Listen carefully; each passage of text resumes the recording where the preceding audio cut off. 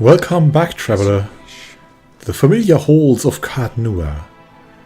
But we're now going to the White March, as we had a terrible dream, and people may need our help there, as strange hordes have made themselves on the way to probably destroy the Durwood. If we can believe our dream, that is. But can you believe in dreams? In bad dreams? Probably not really. But you can't believe in good dreams either then. So don't follow your dreams. Follow your thoughts. But then your thoughts can be unreliable. They could be troubled by strange dreams. It could be something else altogether. Let's go to Stalwart Village and find out... Oh, Whitestone Hollow. But let's go to Stalwart Village first and find out what awaits us there. Party is considered high level for the content in the White March Part 2. And this time we'll go for the high level. I know we will suffer. But I know a lot of people will be happy if we choose that. So let's go for the high level. We'll all die. Thank you for watching. This was the campaign.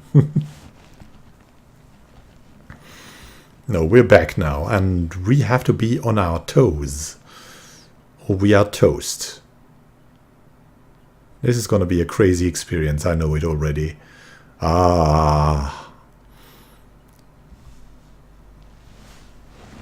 I am a little bit afraid to go in there already. Something happens. While we wait, the enemy grows stronger. And you'd send more of us to die. Well, I'm not gonna stand around. Are you? You've done plenty, Darian. You approach the source of the commotion and see a throng of villagers. They are arguing amongst themselves and hurling questions and demands at a lone figure perched above them. A young man stands on a spur of rock, his clenched fist held aloft. Steam rises from his wild hair and flushed face as he shouts to the gathering. It's been a week since our people left these gates. A week since the Iron Flail took them. He paces the outcropping, his eyes burning. You see a few scattered nods in the crowd. Yet we wait here behind our sturdy new walls, hiding in our rebuilt homes. We've done nothing. He brings his fist into his palm with a sharp smack. The crowd erupts, bristling with pointed fingers and pointed words. One woman steps forward, her eyes lock on the young man. Who are you to tell us how to defend our own? You ain't been here 2 months. Several of the others grunt and hoot. You feel a shift in the crowd like a changing tide. And since I got here, I've been working alongside the rest of you. Don't start with that again. A handful of others and nod along with him. They cringe and flinch as another villager joins the fray, shaking his finger at the young orator. Well, it was your idea to send our people to that damn fort in the first place.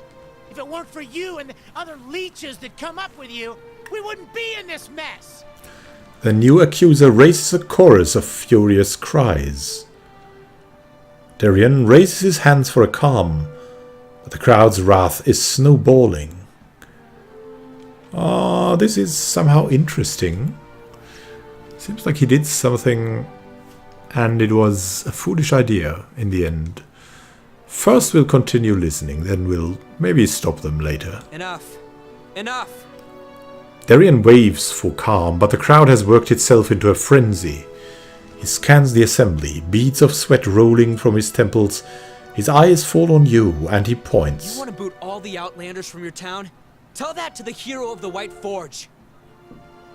Oh, now you're involving us. All right.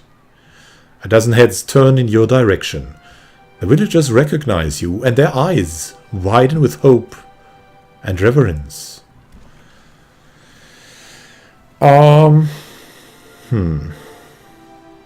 Enough shouting. I want someone to calmly explain what's going on.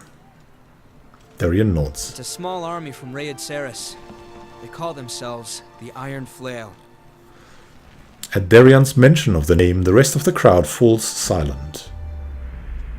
The words trigger a sudden flashback to your dream of the mysterious army and the destruction of Cardnua.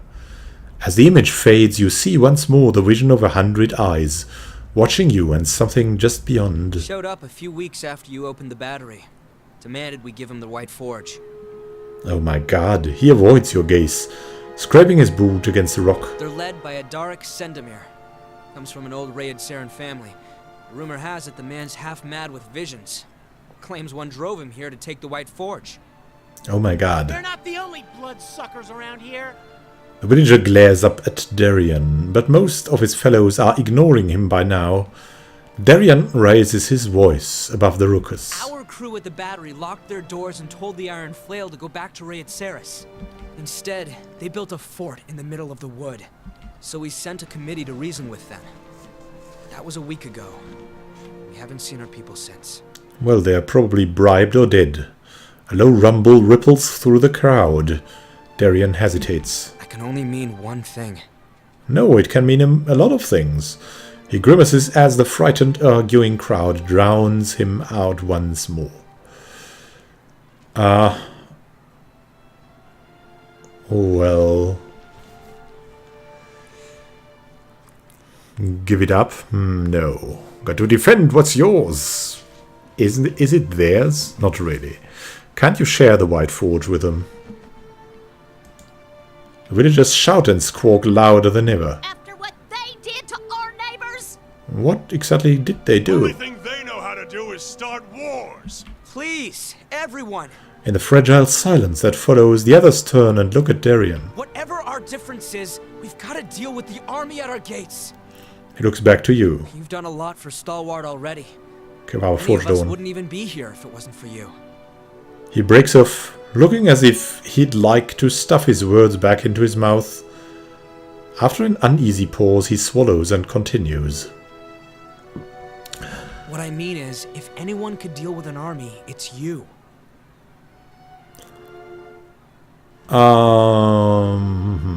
Just show me where the fort is and... Yeah. I'll look what I can do against the withered army. The Iron Flail cleared a patch of forest north of Durgan's battery. Built their fort there. They probably also have a story. And maybe the visions aren't visions of a man half mad, but of a man seeing more. It'll be well guarded, so if you can get in without raising an alarm, you may have an easier time of it. The important thing is to deal with the commander. If you can get rid of him, the rest of the soldiers will scatter. I think I've dreamed about this army. Will we say that? No. They don't need to know that. They'll think we are half mad then. I see. Anyway, we've got our work cut out for us here. He gives the crowd a purposeful look, grumbling, then they start to disperse. While you're out, stop by the battery. Wangra and her team are still repairing the heavy cannons. They've made a lot of progress elsewhere. Thought you might like to see how far it's come. Oh yes, he shrugs. I wanted to ask you about something. Haven't been here long, but I'll tell you what I can. There seems to be a lot of tension around town. Before you opened Durgan's battery, people tell me Stalwart barely had enough warm bodies to keep the town running. A bunch of us came when we heard about the White Forge, but now, I think the old-timers would just as soon send us back. He begins ticking items off on his fingers. We take the best jobs, we don't pay our respects to Andra, we're overcrowding the town. He shakes his head. Well, Andra, yeah. Are there new, better priests there now? I get it. Stalwart's changing. Same thing happened in New Yarma when folk moved in from the countryside.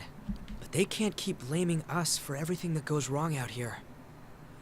Well, they can blame you, but eventually you are more, right? He sighs, and a steaming cloud escapes his lips, and it doesn't mean they are right. I'm just hoping they'll calm down once the Iron Flail is gone.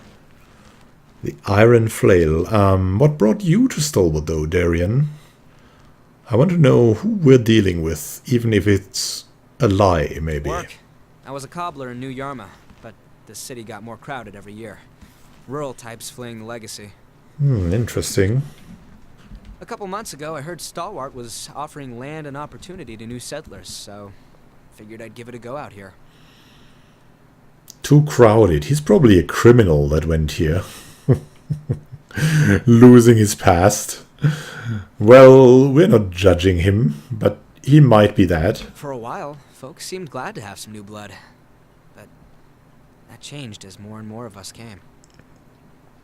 Okay, enough of that. Tell me about that iron flail. They heard about the White Forge and came running. Just like a lot of us did. Only difference is, they brought siege weapons. Oh, well, they were planning. As best anyone can tell, they're from the border region near Little Bend, one of the poorest parts of the country. For Raid Ceres, well, that's saying something. Oh, Red Ceres is a poor country then. Oh, thank you. That's all, Darian. Interesting. Well, we will have to go around town and ask people what's happening here first. That should be done quickly and will tell us a lot. First, let's ask Iduran. He's more neutral, right? Is it true? I saw the lights from the battery. Did you really open it? The Orlan clasps his hands in wonder. I can't believe it. I was sure I'd never make this route again, but who knows what rarities will come from those old halls, Such an exciting time. How is business? Improved and getting better still. His ears twitch and his face breaks into a wide smile. Thanks to you and the White Forge, there's great demand for my wares. Would you like to trade? Well, show me what you have for sale. He's got nothing new, I think. Oh, the ultimate hat of alluring perfection and Rufek's watchful cloak MK2. Yeah, he has some stuff, all right. Might, constitution versus intellect resolve. I don't know.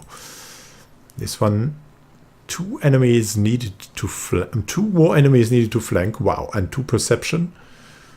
That's exceptional, really. And we have Riona's buckle. 5 more accuracy. Oh. A normal ring of deflection and gauntlets of accuracy. Also good. Well, eventually we have to look through our equipment again, but not now, not now. We'll look around. There's Sahua, there's Mania. What do people...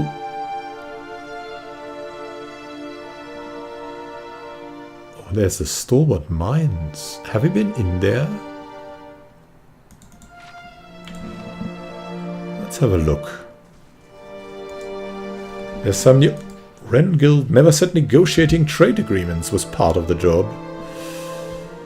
Who are you, Tarfos? Run for mayors, they said. It's an easy job, they said. I should have stayed in the mines. He notices you approach, and his eyes widen. Kevava Forgedawn, what brings you back to Stalwart? You're always welcome here, he beams at you. What was that about a negotiation? There's a group of merchants from Defiance Bay interested in a trade agreement with Stalwart. Their representative, Nesta, is staying at the Gref's Rest. I have been avoiding her because I have 0 experience with treaties and contracts, and all that. I was a miner, not a diplomat. Maybe you could talk to her on my behalf? He looks at you hopefully. As mayor, I'll give you full authority to negotiate on Stalwart's behalf. What makes you think I'd do any better than you in a negotiation? You're the hero of Stalwart, the man who reclaimed the White Forge. Calls you to do better than me? All right. Hey, for your... yeah. For your trust in yourself. I'll go talk to Nesta then. Tarfos, you pestering dwarf. Thank you. As I said earlier, you can find her in the Gref's Rest. I'm pretty busy, so unless there's something else... Yeah, you're pretty busy now. Now that you've given us something to be busy with, right? How is Stalwart doing these days? You need to know if you're the new mayor. We have rebuilt. The Western Palisade is fixed, and some fancy merchant set up shop where Katie's house used to be.